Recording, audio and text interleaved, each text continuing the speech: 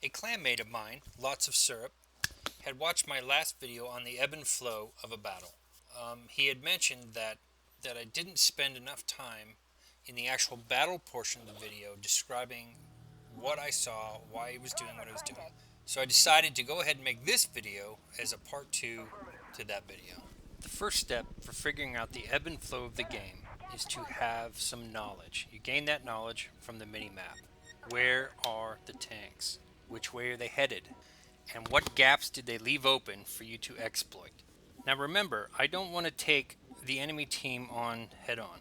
I want to hit them from the side, hit them from the back, at the same time protect myself.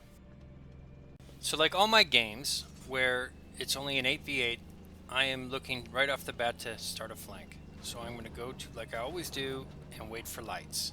That's step number 1. So I immediately go up to the crossroads and I'm just going to wait here. I'm in a pretty good spot if they do some kind of weird rush to get some shots. But I'm just going to hang out here until I got lights on the city and hopefully some lights on those BMDs. So if I look at my team list here, I can see that I have a Danger Platoon and 3 Havoc players. So I have a fair amount to worry about here. However, the Danger Platoon has 2 heavy tanks and a BMD. I'm pretty sure the BMD is not going to go into town. One of our Havoc players has a heavy tank, so he's going to go into town. We have a Puppy. So that's 4 possible heavies in town, and quite a bit to deal with out on the outer edge with the 2 BMDs and the TDs. Alright, so you can see that I'm starting to move. So I think already in my mind I had decided that I want to work on the city, because tackling the edge with the amount of firepower they had is just not something I wanted to deal with just yet. Alright, we got lights. I have confirmation bias. I have 4 heavies in town and the rest on the edge. So this is exactly what I wanted. And you can see I have a huge gap to play with in between the 2 sets of lights. So, my goal here is to get behind that column, moving into the city, and slowly insert my rounds up their poop pipe. Dry. I need to be real careful here as I'm moving into town. I don't want to be seen. Surprise, surprise, surprise. That is the most important thing. They need to not know I'm coming. So I'm going to try to make sure I'm hidden from the edge line and hidden from them until it's too late. Okay, you can see that I moved. And the reason I moved is that most people don't like surprise butt sex. So I'm pretty sure that one of them is going to come back and try to take me on. So I just don't want to be there. So, and in fact, that is what happened. Coyote, rightfully so, comes back to try to engage. Luckily for me, I was already on my way, and he just had to turn around and re-engage with the column. Alright, so now my current spot is kind of puts me in a difficult situation as far as choices. I have shots on the edge line, and I can go into the city again. Now, hindsight being, as I have seen the replay, and we did lose this game, that I probably should have focused on the edge.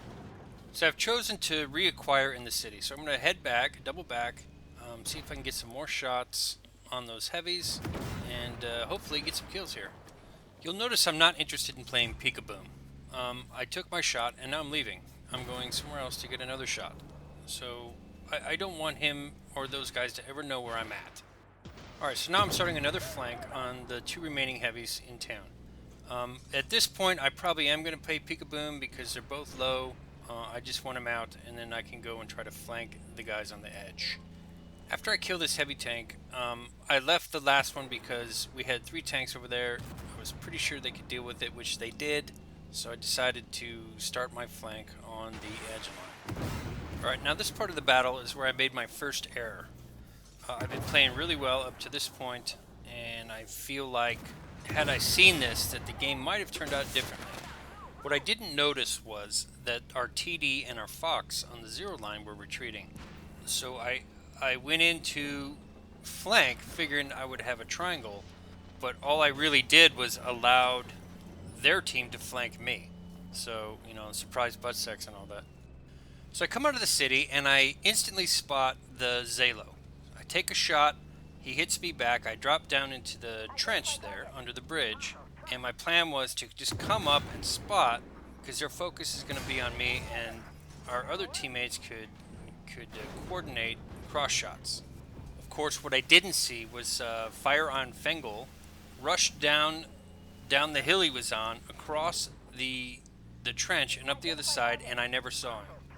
So he was flanking me, which is perfect. And then I did catch a sight of Unibrow doing it. I missed the shot on him, but I figured I could just head up that hill, and surprise butt sex came my way from the danger player. So what I'm really trying to illustrate here is that these games are a lot like chess. I find an opening, I move, I take their pawn. They find an opening, they move, they take our pawn. So it's a matter of trying to outplay and outthink your opponents. In the beginning there, I felt that I did a good job at outplaying my opponents as far as getting my hits in, getting out, getting my hits in, getting out.